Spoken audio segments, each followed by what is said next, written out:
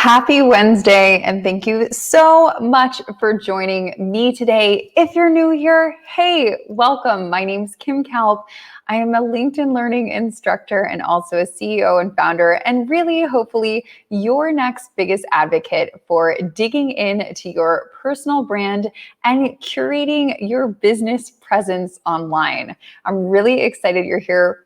Newsflash, we do this every Wednesday. That's right, every single Wednesday at 1 p.m. Eastern. You can find me and all of us here. It's where we come every single Wednesday to talk to interesting leaders and experts and founders about all things business, entrepreneurship, and at the heart of it, just getting better so that we can show up as our best selves to the workplace every single week.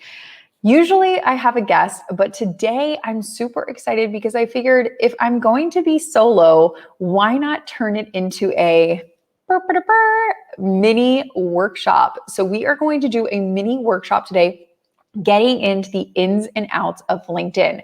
But I have two requests. One, if you haven't already, let me know where you're coming in from. I put it in the chat that I was coming in from Austin, Texas, but a big hi to Jeff and Jennifer and Antonio and Marissa and Raj and everybody who's joining us. Thank you for letting me know where you're coming in from.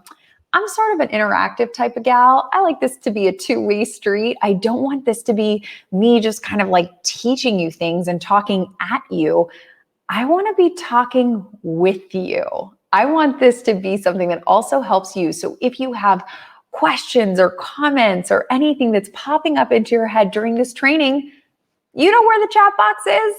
Put it on in there so we can tackle it together. So those are my two requests. If you haven't already, let me know where you're coming in from and make sure that don't feel like you have to wait until the end. If questions come up as we're going through it, I want you to type it on in there because Shelby from my team will blast it up on screen and we can tackle it all together.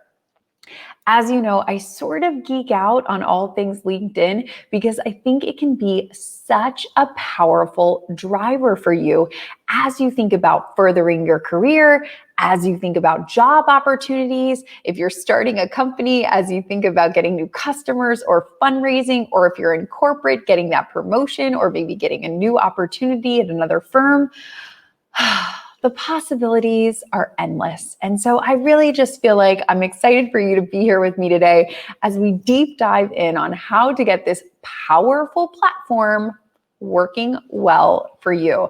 So because I am more of a show and tell type of gal, I decided to make us a little agenda, a little presentation of what we're going to be doing. So allow me to share my screen with you and get this going.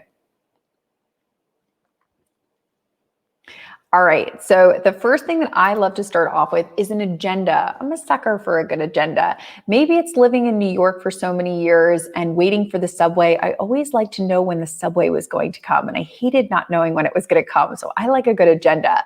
So as you can see, we're going to dive right in and cover all different parts of LinkedIn. But I decided to get a little playful with it because just because we're working doesn't mean that we can't make it fun. So we are going to dive into the LinkedIn mullet strategy. We're going to dive into the double whopper, the supersize me, my personal favorite, lazy engagement, because if I can be engaging and do it in a lazy way, I'm there, folks. Last but not least, the people also viewed, and again, any more questions that you have. As you can see, don't forget, ask any questions that you have. Number 2, hit the follow button over on LinkedIn. I know we have a lot of new faces, so hi to Lisa and Sean and Alex and Dinesh.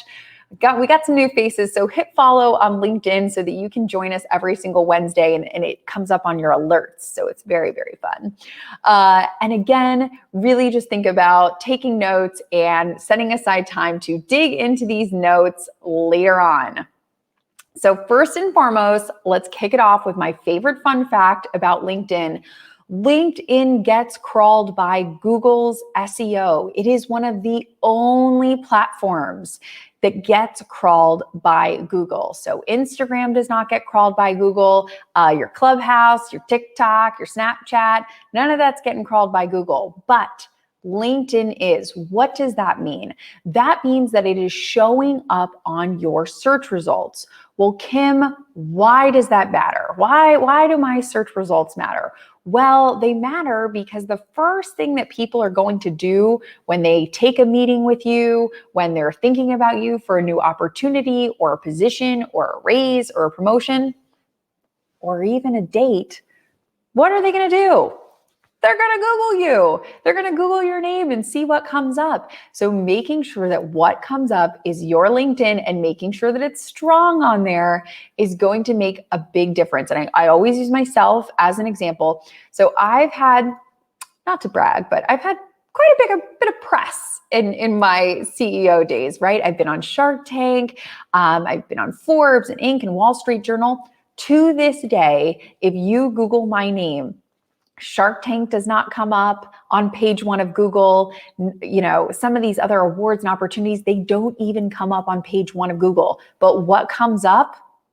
You guessed it, LinkedIn. As you can see in the screenshot here, this is the third thing on LinkedIn. So just their profile as of right now, yes, Jen, but I have heard a rumor, there's rumors on the street that pretty soon posts will also get crawled by Google. Your articles get crawled by Google as well. So articles, any long form content that you do on LinkedIn, that does get crawled, but your profile is pretty much the first thing that people are going to do. So again, imagine you're taking a meeting with someone, or you're going on a date, or you're going to a friend's birthday party, and people are like, I don't recognize this name on the birthday list. Like, let me just Google this person. Bop, bop, bop, bop, bop. Boom. Here's what they're seeing. They're seeing on number 3 Google search results, Kim Kalp and her LinkedIn profile. So what are they going to do next? Well, obviously they're going to click on your profile. That's the classic next step. So when they click on your profile, what's going to come up is the first thing that they see. So this is what I like to call the LinkedIn mullet. Why do I call it the LinkedIn mullet? I call it the LinkedIn mullet because really at the end of the day, when we think about what people are going to land on first, we want to focus on what they're going to see. So if anybody's ever worked in real estate or tried to sell their house or tried to do something with it, they always call it the curb appeal. If anybody watches those Bravo shows all about real estate, they say, well, the curb appeal, or Chip and Joanna Gates, the curb appeal. You really want to make sure that that first impression is a good one. So again, I use like the LinkedIn mullet analogy because it's kind of like business in the front, party in the back.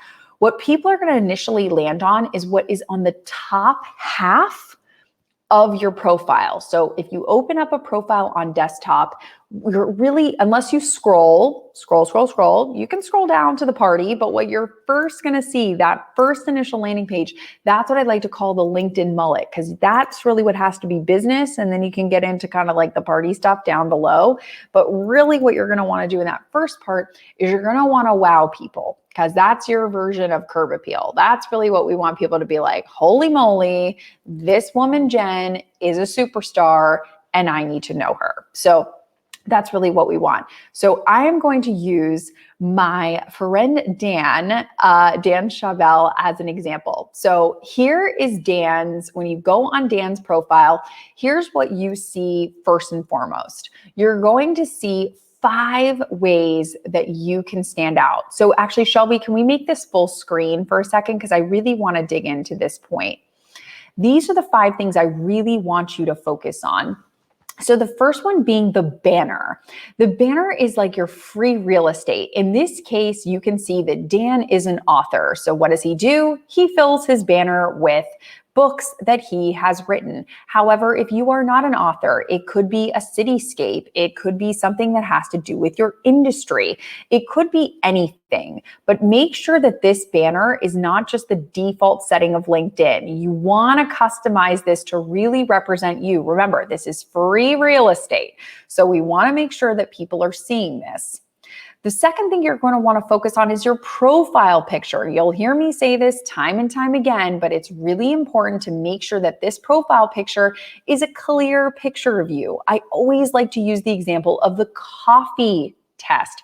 What does that mean? It means if you're going to get a coffee with someone at a coffee shop, Are they going to be able to find you based on your picture? Does that picture actually look like you? And is it clear enough that somebody can find you in a coffee shop? So does your profile picture pass the coffee shop test? And pro tip, you can always update your profile picture. I update mine anywhere from 2 to 3 times a year. It just kind of gives, again, a fresh coat of paint, if you will, using that real estate house example, a fresh coat of paint on things that you're doing. The third thing is a new feature that LinkedIn just rolled out, and it is a pronunciation feature. I put an asterisk by this because right now you can only enable this via mobile. You can only enable this via the LinkedIn mobile app. You cannot do this via desktop. So just calling that out right now. If you haven't already downloaded the LinkedIn mobile app, download it and add your pronunciation. Why? Because my friend Dan, people mispronounce his last name all the time, and they mispronounce my last name all the time.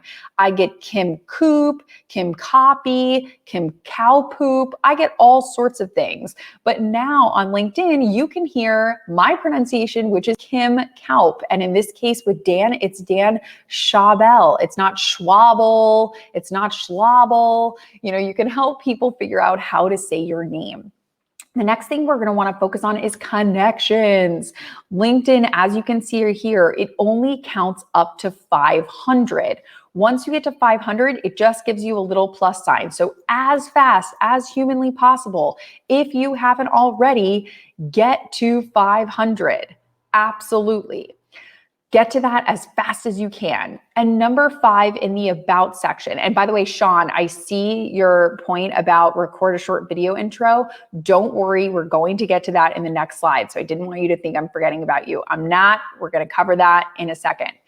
The last part I want to get to is your about section. So you can put a paragraph, 2 paragraphs, 3 paragraphs in your about section, and that's really great. But the only thing that people are going to see to start with is the first 3 lines. So you can think of your about section and these first 3 lines like a movie trailer. So if you want somebody to go see the new Avengers movie, if you want somebody to go see Black Panther, you better make sure that that trailer is fire, that trailer is saying, holy moly, I want to watch the rest of this movie ASAP. That's what this about section is. So you want to make sure that these first 3 lines are really saying to people, holy cow, that person looks like someone that I really need to know. Let me press that see more button. I see a lot of people make this mistake that their about section, those first 3 lines, a little dry, little formal.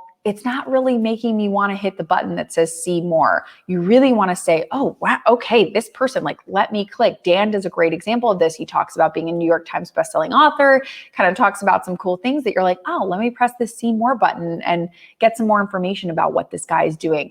That is going to be huge as you think about, okay, moving forward, what does my about section look like? And how can I get people more interested in me and what I'm doing?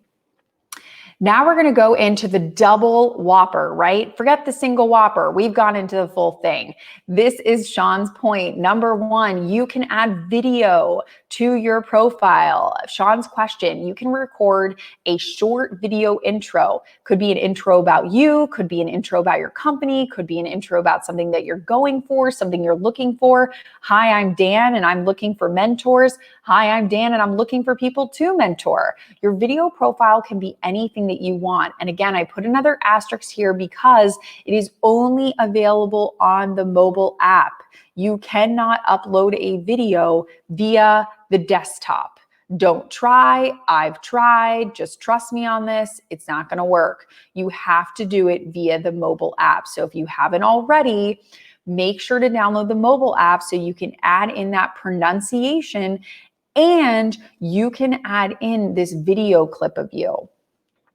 As we start to think about your headline, what most people don't realize is that these headlines are searchable. What does that mean when I say a headline is searchable? What most people don't realize, this happened about a year or so ago. LinkedIn has taken a page out of Google's handbook. And when you sign into Google, you can type in anything you want. What time is it in Dubai? How do I put together an IKEA couch? Where do these chairs go? I mean, you can really type in anything to Google and boom, Google will spit out the answer. LinkedIn has switched their search bar to function the same way. So you can search things like, I'm looking for somebody in digital marketing, or I'm looking for a keynote speaker, or I'm looking for a new assistant. Whatever keywords that people are searching for in LinkedIn, your headline is getting scrolled. So make sure that whatever your headline is, whether it says assistant, whether it says marketing manager, whether it says speaker, whether it says founder, whether it says entrepreneur, make sure that's something that you want to be searchable. So what do I mean by that? I mean that if you work in marketing and you want to get a new marketing job, well, make sure that marketing is in your headline, because that's going to be what recruiters and HR people are searching for. Make sure your headline has the keywords that you need for the type of things that you want to do. And last but not least, one of LinkedIn's new features is providing services. So you can add services onto your LinkedIn profile. In this case, Dan talks about his public speaking. He talks about his writing, his social media, his public relations. You can add anything you want to these services. They limit you to 5, but you can pick your poison, and whatever 5 that you want to get to, those can be your special 5. I know I saw some people asking about creator mode, and that is what we are going to dive into next, the elusive creator mode that LinkedIn just announced.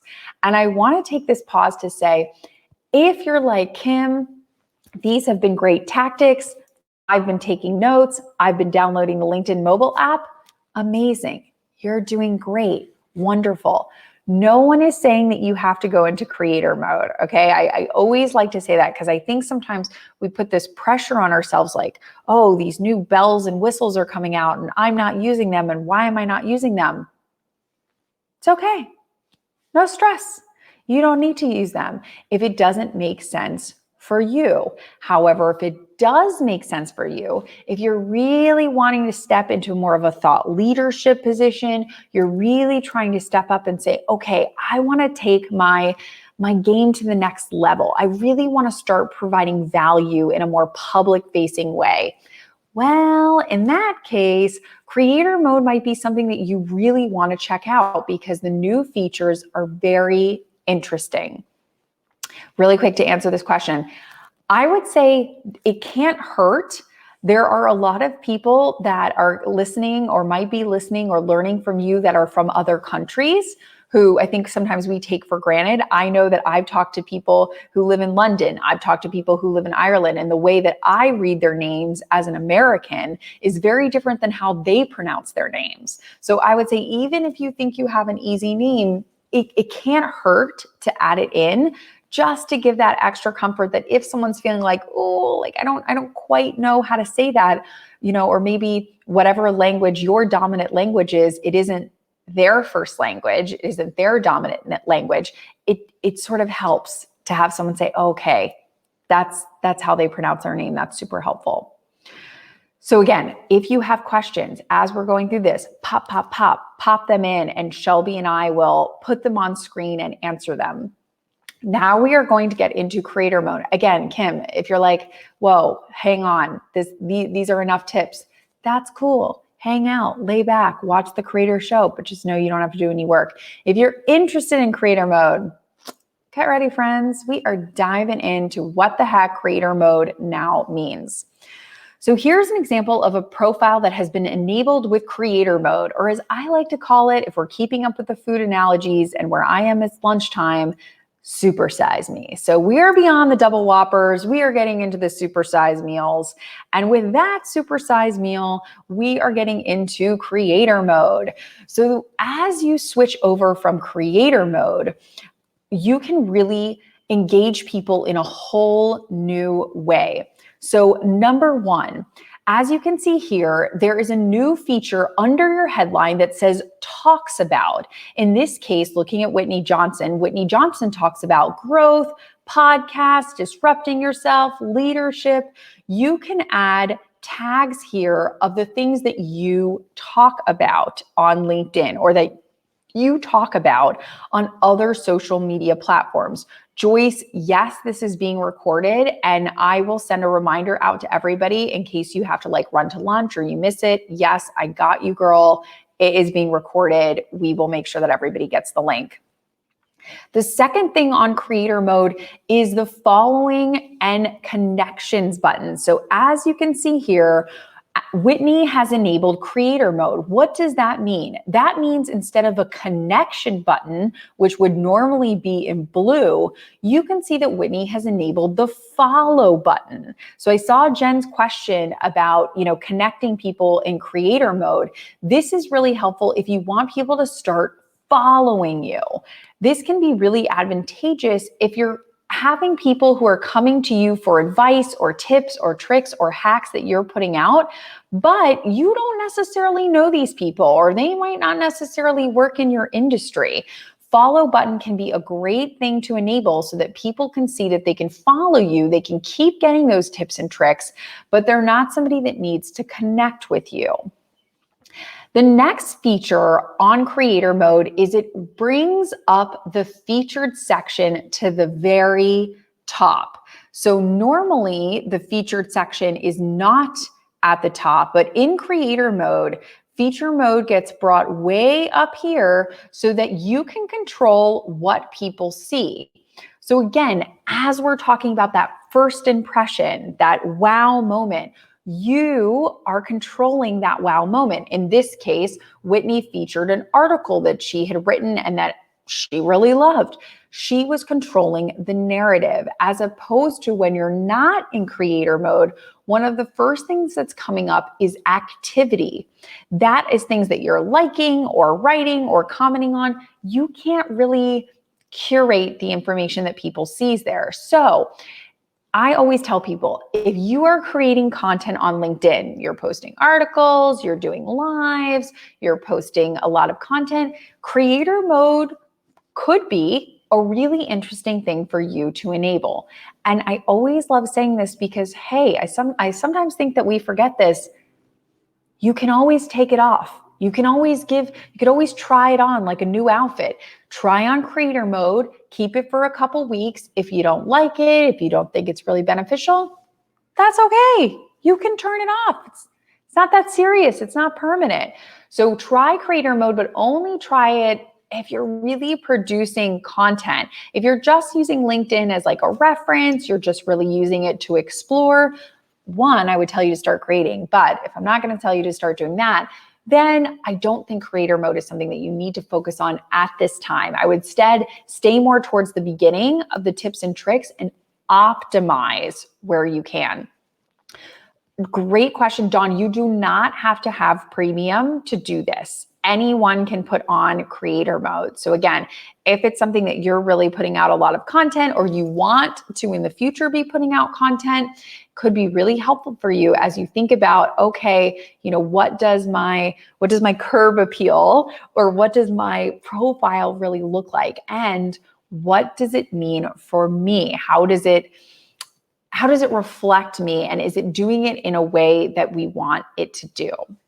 So I saw some other questions up here. One was from Guy talking about hashtags. And I wanted to call this out for one main reason. Do not use more than 3 hashtags. Don't do it. Write this on a Post-it note, put it on your computer. If you are posting content on LinkedIn, do not post more than 3 hashtags. LinkedIn has confirmed, for a while it was like a wild rumor, but LinkedIn has now confirmed that their algorithm does not like more than 3 hashtags. You can Google it, don't take my word for it. LinkedIn has come out and said, only put 3 hashtags. So I know you hear a lot of stuff about Instagram, maybe you hear a lot of stuff about, Twitter, 30 hashtags, 10 hashtags, whatever. It's a different platform. It's a different game. Do not use more than 3 hashtags. You have been warned. You have been warned. Don't come at me and say, I'm not getting the engagement, because the first thing I'm going to say is, oh, I see a lot of hashtags on there. So only do 3 or less than 3, or 1 or 2 or none, but do not do more than 3. Write it on a Post-it note. Do not pass go. So I got to check in with you. Are we having fun? Are we enjoying this? Can you drop in the chat if you are having a fun time, if you like this, if this is helpful, if you are learning from me? You don't even have to drop in a word. You could do an emoji if you want. A yes would be nice. A hooray would be great. But like, are we learning? Are we having fun? Are we really doing a good job at providing value to you? If so, drop it in the comments, drop it in the chat so that I can see that we are having a fun time. If you are having fun, if this is helpful, if I am providing value to you and you are learning from me, woohoo, CK, George, Simon, we are learning, we are having fun. Charlie, I see your question about hashtags. We'll get to that in a second, but I really want everybody to feel like we're listening, we're getting value, and we're getting value while having a fun time.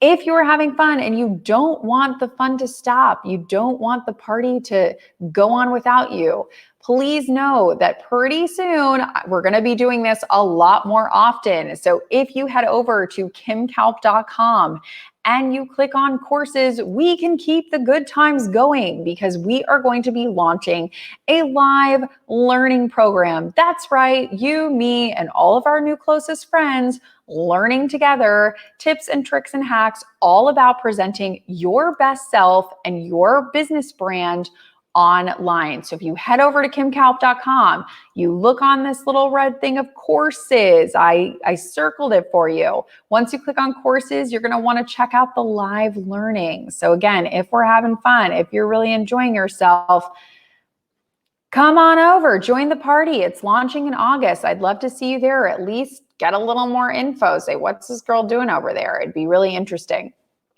So back to Charlie's question about hashtags. Can you explain how they fit into the LinkedIn profile? They don't necessarily fit into the LinkedIn profile, Charlie, unless you're talking about creator mode.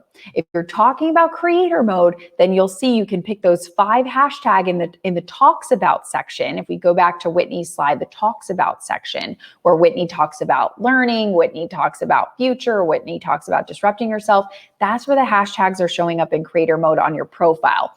If we're just talking about hashtags in general, in posts, in articles, in comments that you might be making on other people's stuff, that's where you're going to have the limit of 3. So I always say, if you are creating something, the limit is 3. If it is a profile feature, and in which case that talks to section is a profile feature, they limit it to 5. 5 is fine, because LinkedIn is saying, hey, we're enabling this for 5, so you can use 5 if you want to. I know for me, I personally used all 5. So you can use 5 in a safe way. But if you're doing any sort of posts or you're doing any sort of articles, that's when you're going to want to limit it to those 3 hashtags. So hopefully that helps clear it up a little bit for you, Charlie. So I'm excited to dive into not only expanding on hashtags, but really, okay, Kim, we understand optimizing our profile. We understand, adding these pronunciations, adding these headlines, adding these little things, but like, now what? Like, how do we know? How do we know if this is working? How do we know if all these tips and tricks are working? Well, it just helps that you do it, because I can't say it enough.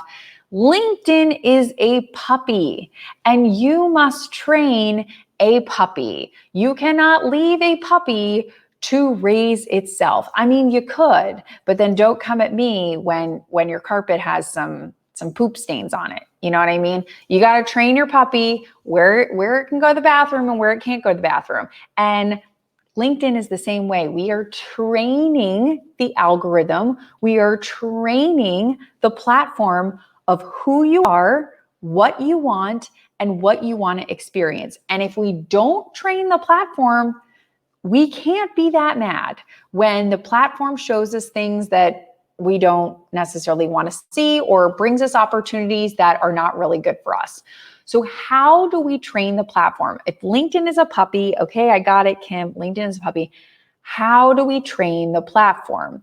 Number one, we optimize our profile, which is what we went through before. We do some of those tips and tricks, the headline, the about section. We optimize it that way so that LinkedIn starts going, okay, I see you, Jen. I see you, Rachel. I see what you're trying to do here. So that's number one. And the second way that we're going to try to really teach LinkedIn, again, like a puppy, this is what we want and this is what we want to go for, is we can do that by what we do on the platform. So what does that mean? That means what we like and the activity that we do. This is my favorite section because this is what I like to call lazy engagement. This is perfect if you do not want to create posts, you do not want to create articles, you do not want to do any work on the platform. Literally cheat code here. I am literally saying, hey, I'm not going to berate you for not wanting to do it. That's cool. I call this lazy engagement. I love being lazy. Here's what you can do if you want engagement on the platform and you want to be a little lazy.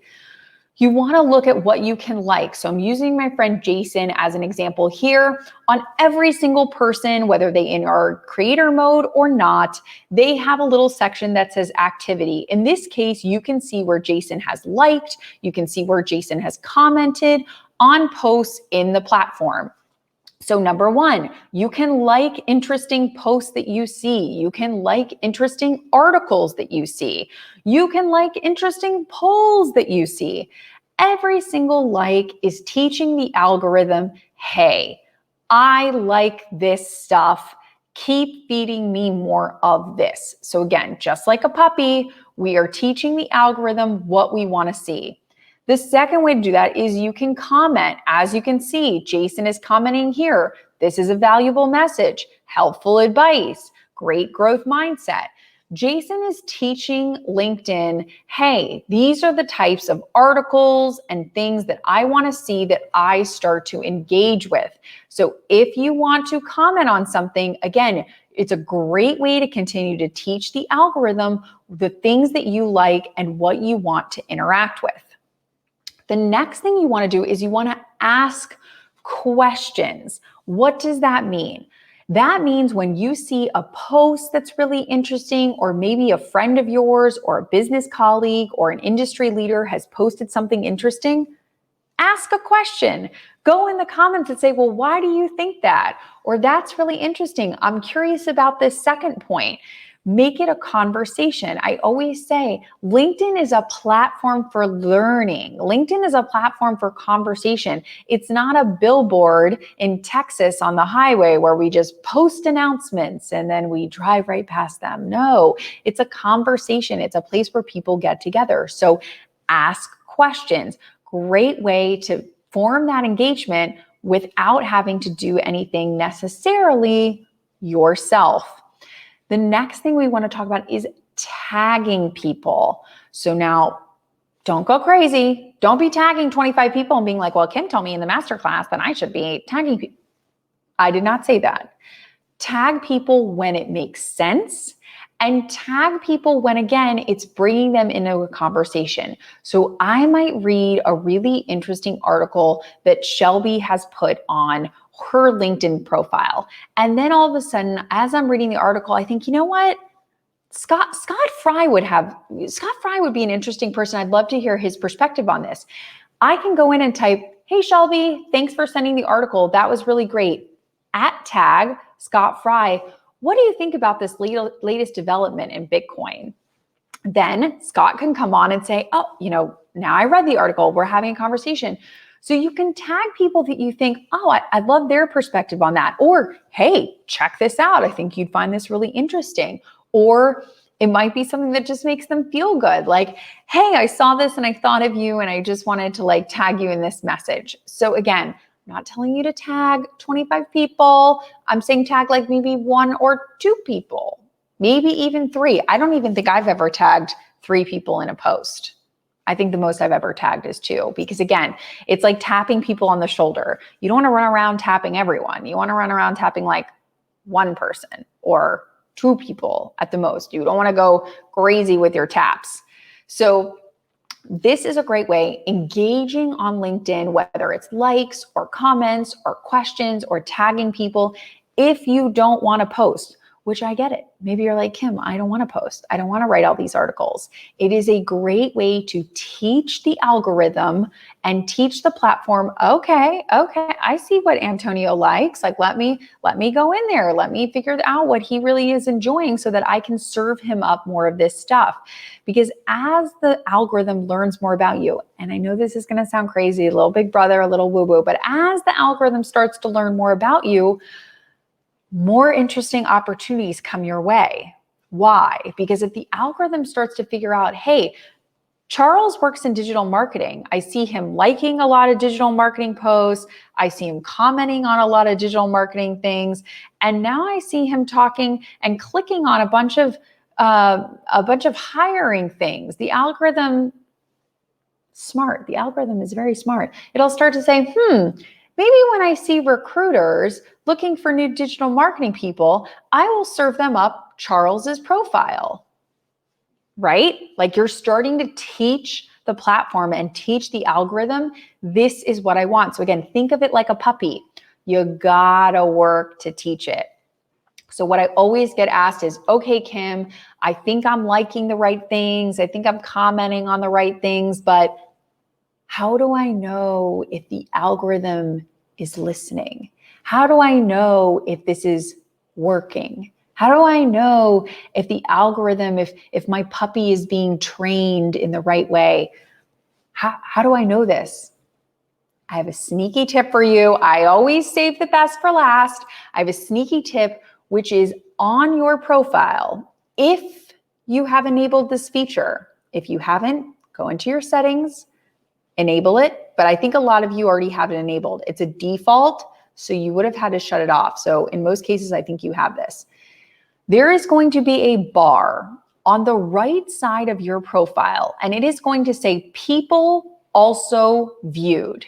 It's going to be on the right side of your profile.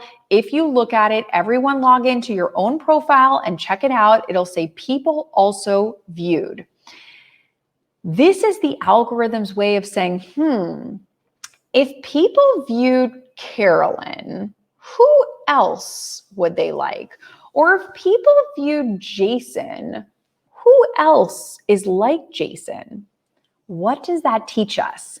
It's a very sneaky thing. We can see who the algorithm is relating us to. So again, using me as an example, this is an actual screenshot from my people also viewed. You can go on my profile right now and check this out. You can see these individuals the algorithm has associated with me, which makes sense because Emily Roberts is a LinkedIn learning instructor, as is Jody Glickman. Abby Moffitt is my business partner, so the LinkedIn algorithm knows that we are doing business together. Paula Rizzo is a fellow LinkedIn learning instructor, so the algorithm knows that we're both teaching LinkedIn courses. The algorithm has learned about me enough that it can suggest that people who are like me also understand the same types of things that I'm talking about. This is really helpful because if, let's say, you want to change industries, or you want to get a new job, or you want to get a promotion, or you want to win an award, or you want to do whatever it is that you want to do, I want you to think about the type of people that are doing those things. So it might be your boss, might be your boss's boss, might be that person from that tech startup that looks really cool. You sort of know the circles that you want to be in. Start figuring out how you can get the algorithm to match those circles. Again, with your likes, with your comments, with your questions, maybe with the content you're putting out. I know that putting the content out is always a little scary for people, but how can we continue to teach the algorithm who we are and what we want in terms of who we're connected with, in terms of the information that they are serving us? How are we doing that? Let's see, Mohammed, how do you find the UI of LinkedIn? Shouldn't it be improved? Full disclosure, I do not work at LinkedIn. I probably should have started with that. I don't work at LinkedIn. I do work with LinkedIn, little semantics there, but I don't actually work at LinkedIn. So everything that I'm sharing with you today, I found one of two ways. One, it's on the internet, so you can Google creator mode. There's lots of handbooks that LinkedIn has created about creator mode, so that's number one. Or number two, the good old-fashioned way, I went out there and did it. So a lot of years of testing and trying and talking to other people, other creators on the LinkedIn platform of like, what's worked for you? And have you seen this? And what about this thing? So everything that I'm distilling in you today is things that have taken me or other people years to learn through hard trial and error. So that's the big difference there. Allison has not been active on LinkedIn, but we are going to change that very soon. I would say the older connection requests, I always think of connection requests one of two ways. And either it's dealer's choice. There's no right or wrong answer. Some people connect with every person on LinkedIn, strangers, people they know, family members, business partners, whatever. It's just an open, come one, come all. I'm accepting everybody. So that's one strategy. Then there's the other strategy. That's a strategy I use, but again, neither one is better. It's just dealer's choice. I'm really only connecting with people that I actually know or that I've actually interacted with in some way. And again, that's just a personal preference. Neither one is right or wrong. So you have to pick kind of which is going to work best for you in terms of those connection requests. But remember, again, LinkedIn is a puppy. We're teaching it. The one thing I have heard from friends that try that first strategy, which is just I'm accepting everybody, the more the merrier, is it's hard for the algorithm to figure it out. So again, if you have a puppy or you've ever had a dog, you can feel me.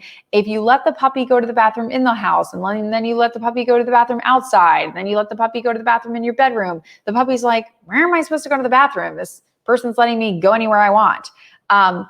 It's hard for the algorithm to figure out kind of who you are and who you're connected with and where you are, because you're kind of all over the place. You're connecting with people in all these different places. But if you curate it, and again, it doesn't have to be necessarily to your industry. So I'll use me, for example. Just because I've lived in New York the last 12 years and did a lot of work in LA, and I'm originally from Florida, a large majority of my connections on LinkedIn are from Florida, New York, and California. That's where I've worked, that's where I've lived, that's where I've done business. So a lot of my connections are there. So even though they might be from all different industries, entertainment, marketing, digital, whatever it is, the algorithm is like, it seems to be like she's been in these places. So it doesn't have to be like, oh, if they're not in my industry, I don't accept them. But again, just always think about anything that you do online. LinkedIn is a puppy. LinkedIn is a puppy. Just like keep repeating that to yourself. LinkedIn is a puppy. So it doesn't necessarily affect the algorithm in a negative way or a positive way. It just teaches it. So I always say, like, if you want to teach your puppy to like pee in the backyard, great. If you don't care that the puppy, pees everywhere, great. That's fine. Like, you can teach the puppy however you want to teach it. But I think if you kind of use that analogy over and over again, it can really help you feel like, okay, what am I actually teaching this algorithm and what can I make it do for me? But I will say, like, a quick tip that I do, and this has been like a practice that's really helped me, maybe it will help you too, is that after I have a business meeting, so like I had 2 calls this morning. I had a 9 a.m. call and I had a 10 a.m. call. Immediately after those calls were done, I mean, like almost before the Zoom call ended, I was like on LinkedIn typing in those person's names, like boom, boom, boom. Like I was on the phone with Rachel. I was on the phone with Will. Boom, boom. I'm typing them in. I send them a quick note, always personalized, saying like, great talking to you, excited to connect and keep learning or keep working together or whatever. And then it's sort of like done and dusted. Boom, it's done. I know some people wait till the end of the week or they go back through their diaries after they've had all of these meetings. I just do it. It's like habit. It takes 2 minutes. I do it like instantaneously. And that way in real time, I'm always teaching the algorithm, hey, here's a new person she connected with. Hey, this is an interesting person, as opposed to like, oh, I'm only updating LinkedIn once a month, or I'm only updating LinkedIn once a quarter.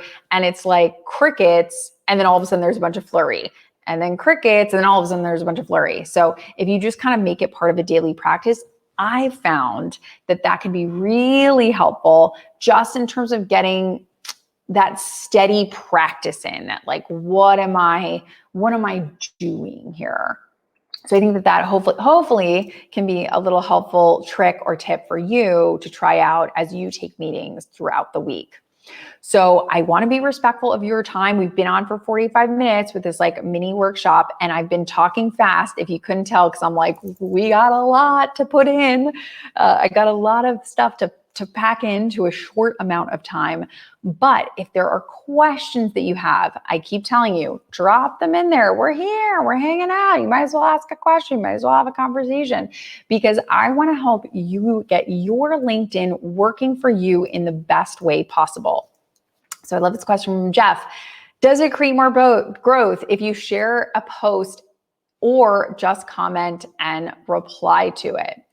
I would say both work, really, that I've seen. They both work, because really it's about action on the platform. I always tell people it's sort of like exercise, right? It's like, do you have more growth if you do push-ups, or do you have more growth if you do lunges? It's like, well, they're both really healthy for you, and they're both going to help you like stay in shape. It's just like different things. So I would say both are great in their own unique way. I would say as long as you don't do too much of one or too much of the other, if you can get that steady diet of, you know, doing some push-ups, doing some lunges, just like overall physical health and well-being, like that's really great. I always tell people, like, don't just be like a liking demon where you're just like, ooh, all the things like, you know, throw some comments in there, throw some questions in there, mix it up a little bit. Don't just do one thing like to infinity. Try for balance, try for overall balance.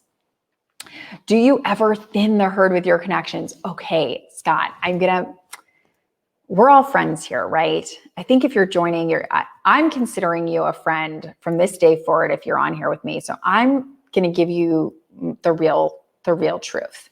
I do two things. Yes, Scott, I do sometimes thin the herd. So I have realized that years ago, for instance, I perhaps maybe just started like accepting a lot of requests from like strangers or people that I don't know really well.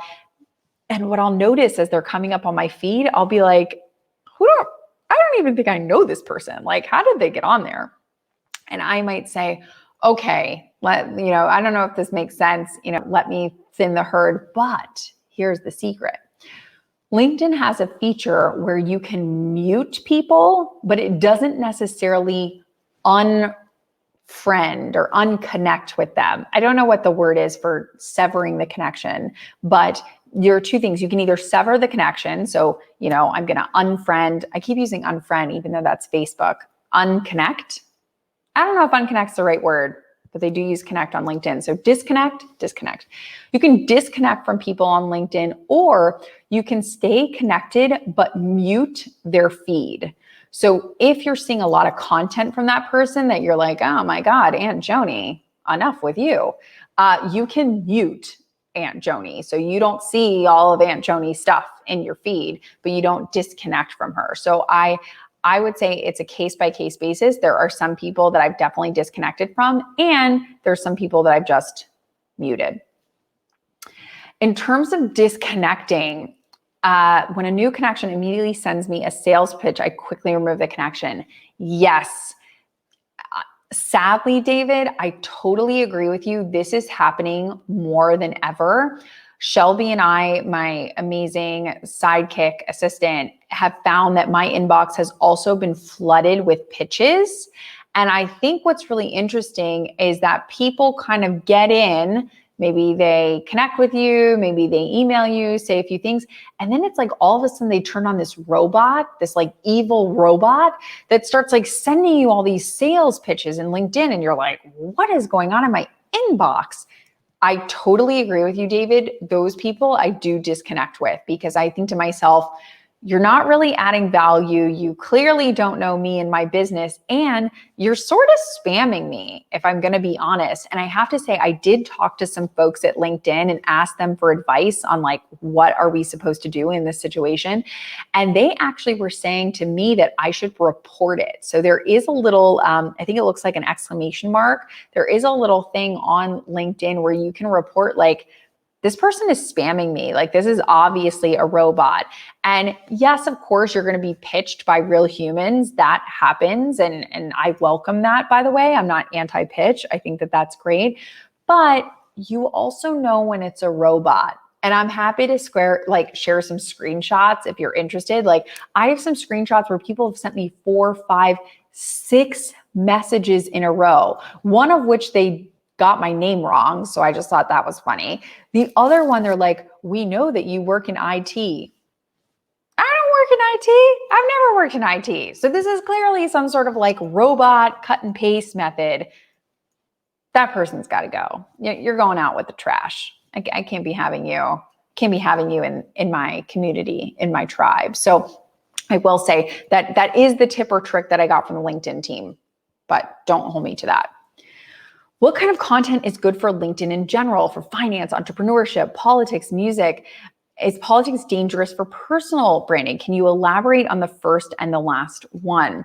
Okay, Tom, this is what I would say. And again, allow me to get in my soapbox for just a moment. The type of content that you should be putting on LinkedIn is 2 things. Things that you know or things that you've done. Period. End of story. Done. Those are things that you are adding value, because there are things that you have natural talents in, Tom. There are things that your friends go, how did he do that? Or I can't believe he's able to do that. And I know there's somebody out there who's like, well, I don't really have any special talents. Well, I haven't really accomplished that much. Well, yes, you have. Yes, you have. And if you need help, go ask your friends. That's a good resource. Go ask your friends, what am I particularly good in? Might not be something that you think you're good in, but they might say, well, you're really organized, or, you're always finding all these great new apps that we're always trying to use on our phones. Or you're really good at public speaking. Or you're really good at creating those presentations. You're able to do it so much faster than everybody else. Or you're able to do it without really thinking about it, because it comes naturally to you. Those are the types of things that you should be sharing on LinkedIn. Here are my 5 tips for this. Here are my 5 tricks for this. Here are 3 ways I've been able to do this. Those are more like listicles that I'm kind of giving you as an example. But I always say, like, speak from experience. What have you gone through? I've seen posts go viral on LinkedIn that are talking about getting fired, that are talking about getting hired, that are talking about getting a raise, that are talking about getting a promotion, that are talking about starting a business, that are talking about closing a business, that are talking about a failed business. I mean, the possibilities are endless, but I would say, if you can, speak from experience. And I will say, I've seen students do this. A lot of people say, well, I'm 21. I haven't been in business that long. That's okay. Talk about what it's like finding a job. Talk about what it's like dealing with recruiters. Talk about what it's like to be interviewing. There are things that you are going through in work, in your career, that you can talk about and add value to on this platform. It is true for everybody. So thanks for letting me get on my soapbox about that. Hopefully that answers your question, Tom. If not, you could send me another one. Keith, is it better to post 5 things all at once or 1 each day? I forget who told me this. I'm going to remember it. I will remember it, and I will tell you who this was, Keith, when I remember it. But they said, think of LinkedIn like talking to a family member. You don't want to call a family member 10 times during the day, because that's annoying and nobody would like that. But once a day, like, hey mom, checking in, like, what are you up to? Or hey sis, what are you up to? Checking in. Once a day is good, but like the incessant phone calls, people would be like, oh my God, enough with all these calls. So I would say post on LinkedIn once a day, maybe twice max. And I would say, don't make that a regular habit. Once a day. And by the way, once a day is like phenomenal, Keith. Like I tell the clients and people that I work with, if you can do once a week, like once a week, I would be doing cartwheels. I would be like celebrating you with the confetti and the balloons. So once every day is like beyond. I would say once a week would be fantastic and a great place to start if you haven't already. So Michelle, a freelancer, how can you have meaningful connections with potential clients without being too pushy? I love this because it speaks into this theory that I have been talking about, and Jeff and I were just talking about this yesterday, because I really think that we're moving into what I'm calling the attractor economy. So what we have to think about, Michelle, is less about how do you go after clients, and instead flip the script and say, how are clients coming to you? And so what do I mean by that? Let's say as a I don't know what you necessarily do for freelance, but let's say you create illustrations, right? Like beautiful illustrations that can be used in PowerPoint decks. Maybe they can be used in wedding invites or thank you notes, but you do custom illustrations. Instead of going after people and saying like, hey, I saw you're getting married. You might need a custom illustration from yours truly. Or, hey, I saw that you do a lot of presentations. Maybe you need some illustrations in those presentations. And what do you know? I'm here. Okay, instead of that, flip the script and say, how can you start creating value and content on LinkedIn that people say, Michelle's got a point there. So if you post an article on LinkedIn, why illustrations can 10x sales in your business? I'm going to read that as a business leader and be like, what? Illustrations 10x my business? Like, I got to talk to this Michelle girl. I need to 10x my business. Or, illustrate why illustrations can create lasting memories for you and your customers. And the top 3 reasons that it does that. You're creating content that gets people thinking like, what, Michelle, that's true. I hadn't thought about it that way. It's unique that Michelle said that. And what you're doing is you're kind of making people interested in you. You're creating them to lean in and say, well, what is Michelle doing over there? That's really interesting. I want to talk to her about that.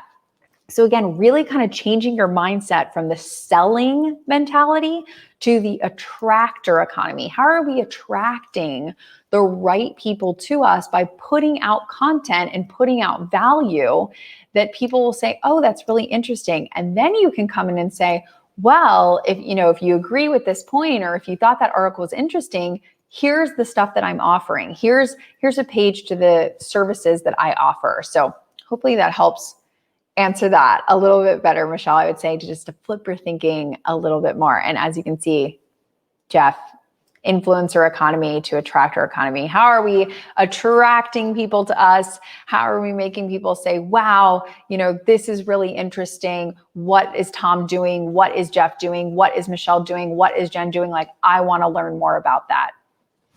And the only way to do that is to start making yourself available, whether it's optimizing your profile, whether it's putting out content. It's using LinkedIn to your advantage and optimizing it for the goals and the strategies that you are trying to accomplish. So again, if you haven't already, please click that little follow button so that we can get together next week. Again, we are here every single Wednesday at 1 p.m. Eastern, adding tips or tricks or value. This is going to be recorded. So if you missed anything or you wanted to go back to that screenshot, don't worry, we got you. It's going to be recorded so you can watch it again and look into all of those different tips and tricks and put them together for yourself. If there's anything that I didn't get to today, or later on in the shower as you're scrubbing up, you're like, I wish I had asked that question. Don't worry, I'm here. You can send me a message on LinkedIn. You can DM me on Instagram. There are ways to get in touch, so never fear. We are here, happy to answer any further questions that you have about what we're doing or anything about LinkedIn. So thank you so much. I know, Jen, that hour went by so fast. But I want to be respectful. You guys have places to be. You have things to do. You have business to win, and you have new clients to score. So I don't want to keep you any more than an hour. But if you enjoyed today, let us know. Send us a little message saying, hey, that mini workshop was really great, because maybe we'll do this again, but we won't know if it's good to do again unless you tell us. So if this was helpful, shoot us a message. Let us know if it's something that you'd want to see again. And if you like this format and these workshops are helpful, let us know what other workshops that you would want to see. So I'm sending a big thank you from me to you. And next week, right here again at 1 p.m. Eastern on Wednesday, we have Abby is next week, correct? We have Abby. She is my business partner. She is also a brilliant creative director and designer, and we're going to be talking all about your visual representation of your brand. So if you found value in this, we're bringing Abby in as like the 1-2 punch next week, because then we're going to talk about the visual representation around you as a person, around your brand, as in what you are doing in the world, or if you have a company, maybe it's your startup. We're going to be talking about all things creative. Abby has worked with some superstars like Taylor Swift and Paul McCartney and Oprah. So she knows a thing or two about creating an awesome personal brand. So again, next week, 1 p.m. Eastern. I look forward to seeing you. Have a great rest of the week, and hopefully I will be hearing from you very soon. Thanks, everybody.